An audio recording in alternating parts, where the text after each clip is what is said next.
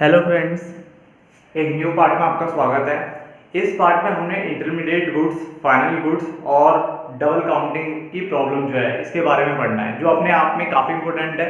कई बार पेपर में पूछा जाता है। ये क्वेश्चन तो डायरेक्टली इनडायरेक्टली कई बार किसी भी तरीके से, चाहे वो डोमेस्टिक इनकम में इंक्लूड किया जाता है नहीं किया जाता, नेशनल इनकम में इंक्लूड होता है या नहीं होता, या किसी भी तरीके से या फिर डायरेक्टली सीधे की डिफरेंस बताओ, तो इस टाइप में क्वेश्चन के ऊपर आ जाता है। तो समझ लेते हैं कि ये हम नेशनल इनकम वाला चैप्टर ही कर रहे हैं। इसका नेक्स्ट पार्ट है difference between final goods and intermediate goods. इस क्वेश्चन को आराम से पहले दोबारा एक बार और बता देता हूँ कि देखो, मैं अपने अकॉर्डिंग कोर्स करा रहा हूँ और मैं आपको पूरा कोर्स कराने वाला हूँ, ठीक है। तो ये मत देखना कि कुछ छूट गया, कुछ नहीं छूटने वाला। अगर कोई चीज़ रह भी जाती है या तो वो इस चैप्टर के एंड में हो जाएगी, अगर वहाँ भी मैं नहीं कराता तो उसका मतलब मैं उसको फिर इस बुक को खत्म कराने के बाद मैं वो सारे जो बेकार मतलब जो कभी कभार रियली पूछे जाते हैं वो सारे उसके बाद करवा देता हूँ, डन। बट होगा पूरा कोर्स। उसके बाद आप देखो यहाँ पे मीनिंग क्या करते हैं। तो final goods are those goods which are outside the boundary line of production, यानी जो प्रोडक्शन की बाउंड्री लाइन से बाहर है। इसका मतलब एक एग्जांपल समझते हैं, फिर इसको देख लेते। मान लो आपने दुकान से आटा खरीदा आपने और उस आटे से रोटियां बनाई और रोटियां बना करके खा ली। इसका मतलब उस आटे को खरीद करके आपने क्या किया, सीधे डायरेक्टली कंज्यूम कर लिया है, यानी आप क्या होगा उसके लिए फाइनल यूजर्स हो गए। तो जब भी फाइनल यूजर्स के द्वारा यानी गुड्स को कंज्यूम किया जाता है, यानी वो फाइनल गुड्स ही होते हैं उस केस में। बट अगर आपने आटा खरीदा और उस आटे से बिस्किट बना करके फिर आपने बेच दिया, इसका मतलब जब वो आपने आटा खरीदा तो वो आपके लिए क्या है, वो फाइनल गुड्स नहीं होगा, वो इंटरमीडिएट गुड्स होगा, क्योंकि आपने उसके बिस्किट बना के फिर दोबारा रीसेल कर दिया।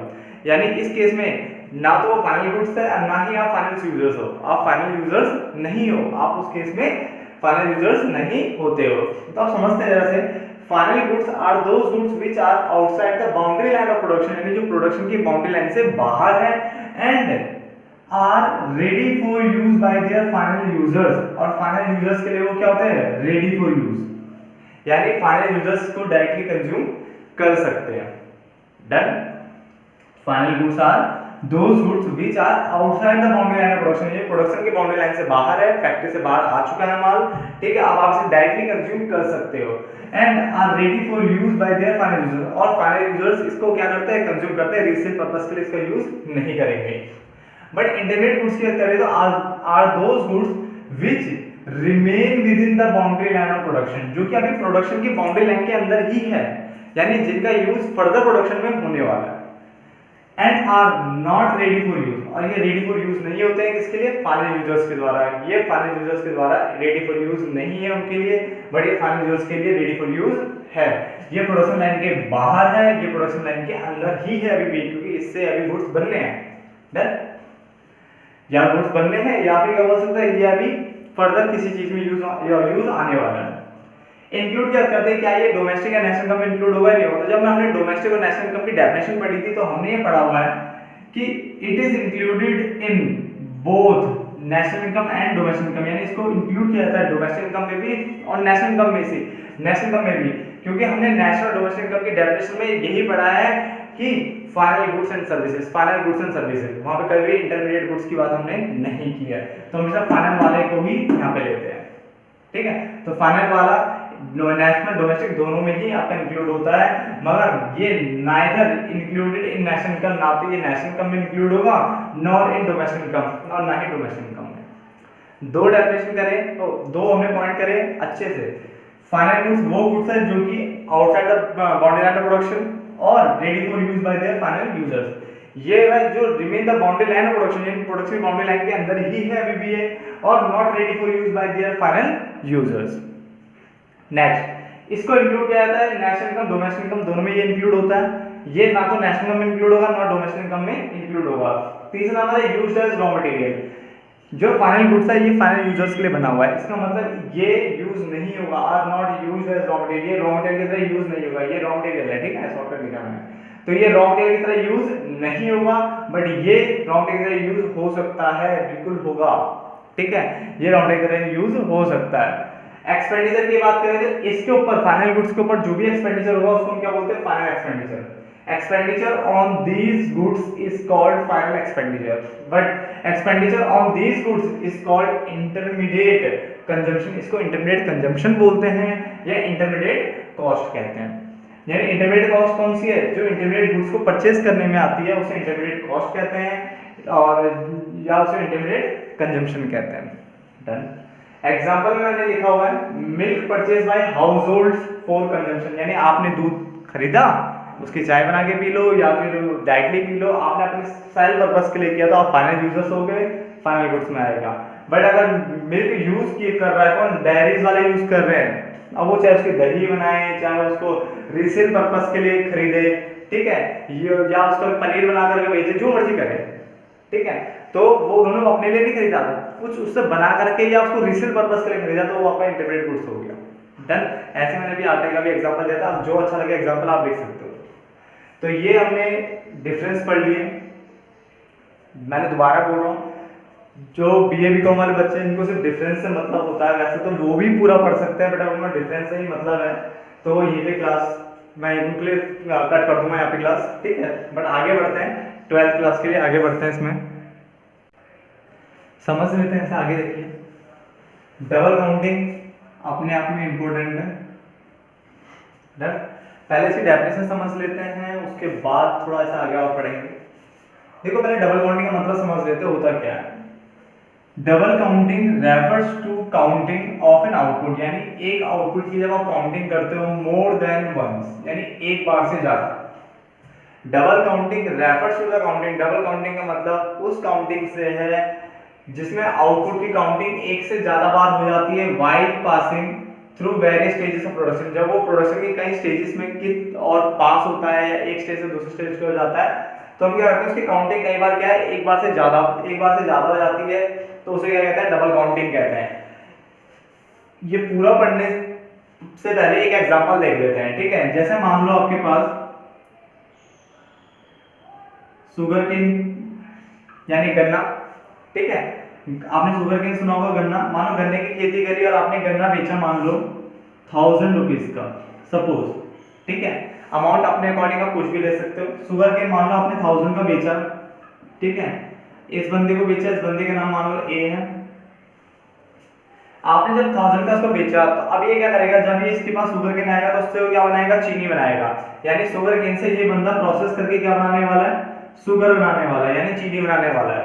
तो अब इसने मान लो जब इसने चीनी बनाई और ये चीनी इसने मान लो कितने बेच दी, 1500 में बेच दी, कितने बेच दी, 1500 में बेच दी।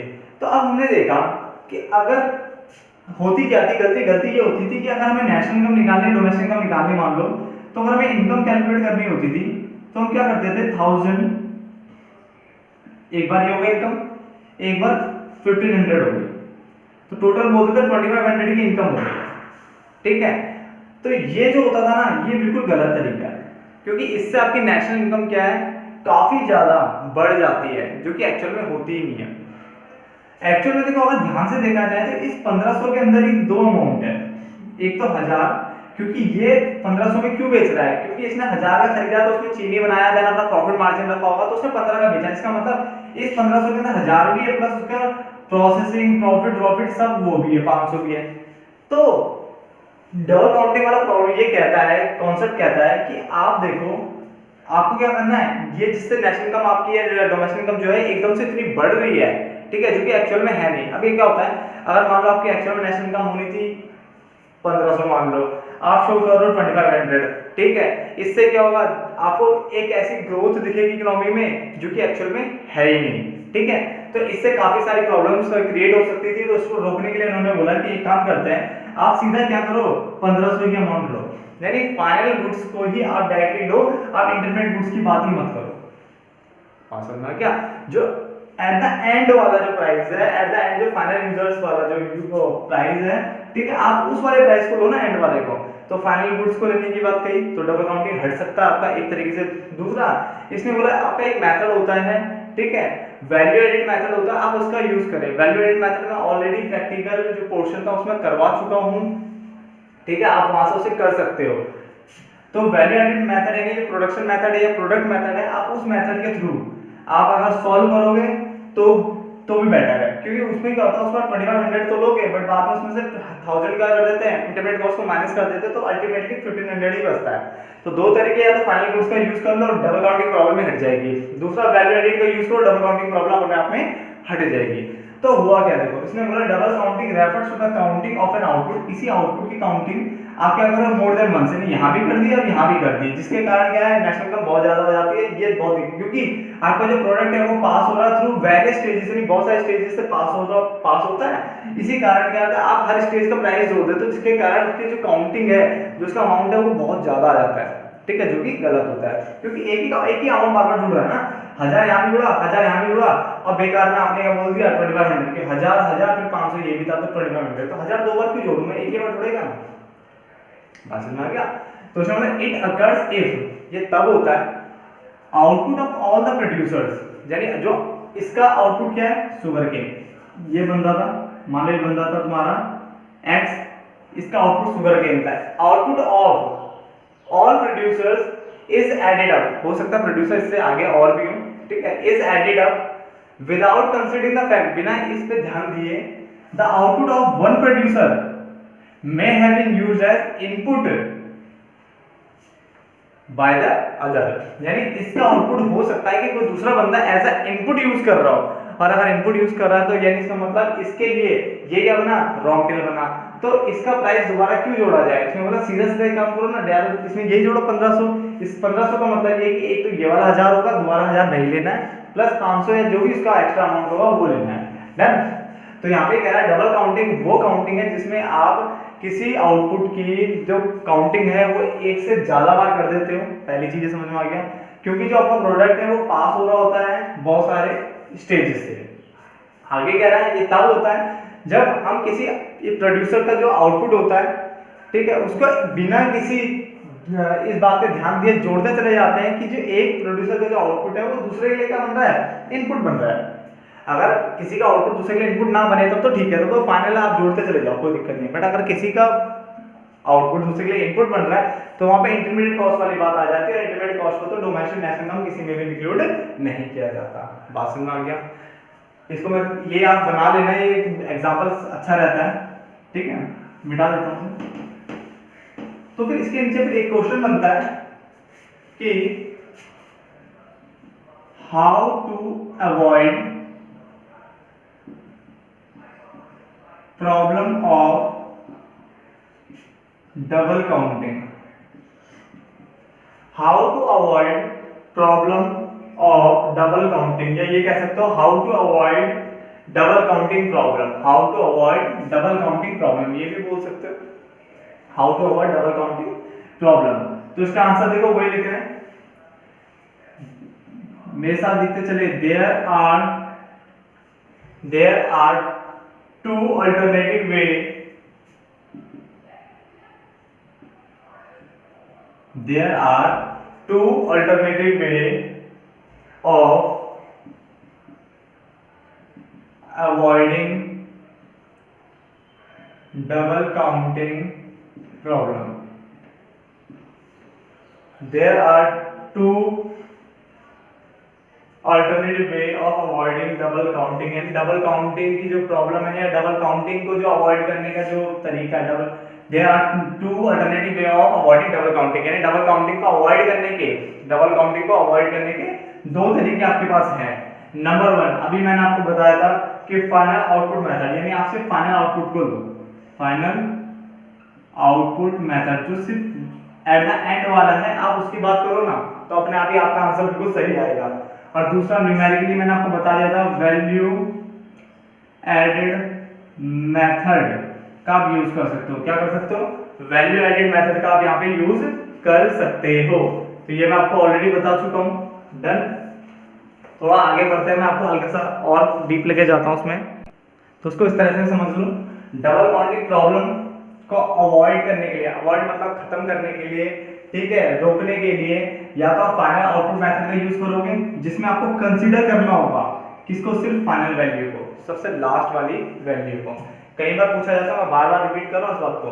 और वैल्यू एडेड मेथड की अगर हम बात करें तो इसमें देखो मैंने ये फॉर्मूला लिखवा रखा है, इस फॉर्मूले को मैंने अच्छे से समझाया हुआ है प्रैक्टिकल पोर्शन में, हल्का सा सिर्फ एक बार यहाँ पे लिख रहा हूँ दोबारा से कि वैल्यू ऑफ आउटपुट में सबसे पहले वैल्यू ऑफ आउटपुट निकाला जाता है, ठीक है, जो कि निकलता है सेल लेनी होती है, उसमें ऐड करना होता है चेंज इन स्टॉक, क्या ऐड करना होता है, चेंज इन स्टॉक।